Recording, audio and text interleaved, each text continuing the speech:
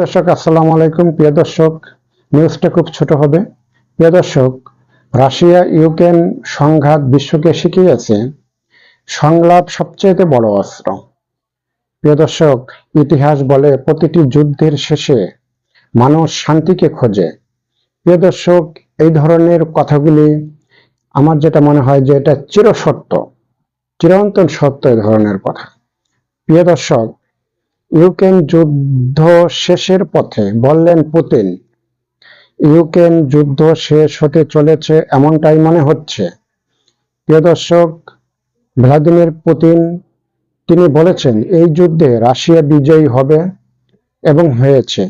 রাশিয়ার বিজয় দিবস উপলক্ষে গতকাল শনিবার মস্কোতে রেড স্কোয়ারে সামরিক কুচকাওয়াজে পুতিন ইউক্রেন লক্ষ্য অর্জনের ঘোষণা দিয়েছেন।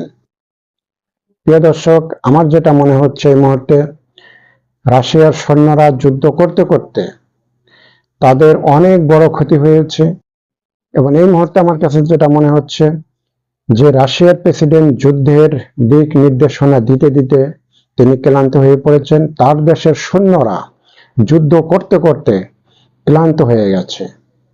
আমার যেটা মনে হচ্ছে যে সেই ক্লান্ত দেখে রাশিয়ার প্রেসিডেন্ট তাদের সৈন্যর সেই ক্লান্ত দেখে আর তাদের প্রতি আমার মনে হয় যে রাশিয়ার প্রেসিডেন্টের যে হৃদয়টা সেটা একটু নরম হয়েছে, যার কারণে তিনি হয়তো এ ধরনের একটা ঘোষণা দিতে বাধ্য হয়েছে। প্রিয় দর্শক, রাশিয়ার প্রেসিডেন্ট পুতিন তিনি দ্বিতীয় বিশ্বযুদ্ধের কথা স্মরণ করে তিনি বলেন যে দ্বিতীয় বিশ্বযুদ্ধে তাদের জয় হয়েছিল এবং তাদের সেই গৌরবের কথা স্মরণ করে তিনি তাদের সৈনিকদের উদ্দেশ্যে, জাতির উদ্দেশ্যে বলেন যে দ্বিতীয় বিশ্বযুদ্ধে জয় আমাদেরই হয়েছিল এবং জয়টা সবসময় আমাদেরই হবে।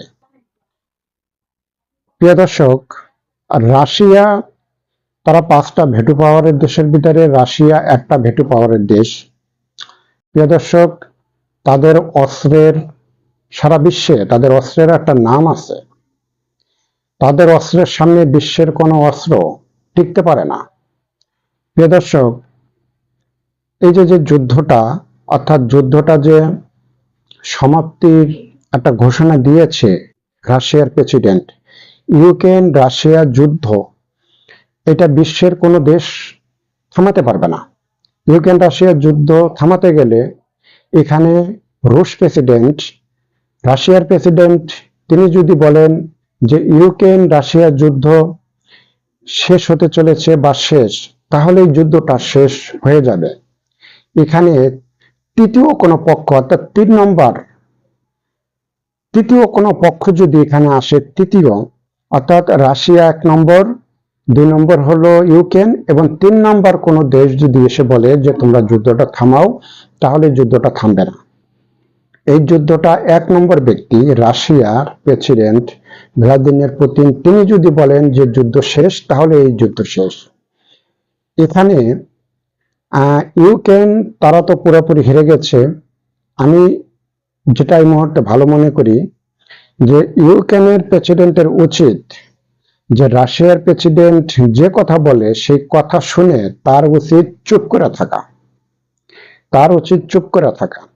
কারণ ইউক্রেন এই যুদ্ধে হেরে গেছে এবং ইউক্রেন যদি এই যুদ্ধটাকে যদি ইউক্রেন আরো লম্বা করতে চায়, তাহলে ইউক্রেনের অস্তিত্ব নিয়ে একটা টানা হেঁচড়া পড়ে যাবে এবং যুদ্ধটা আরো লম্বা হতে পারে। প্রিয় দর্শক, যদি আমার এই কথাগুলি আপনাদের ভালো লাগে, যারা ইউটিউবে দেখবেন তারা সাবস্ক্রাইব করবেন, আর যারা পেজে দেখবেন প্রিয় দর্শক তারা সর্বোচ্চ শেয়ার করবেন। আপনারা ভালো থাকবেন, সুস্থ থাকবেন। আজ এ পর্যন্তই। আসসালামু আলাইকুম।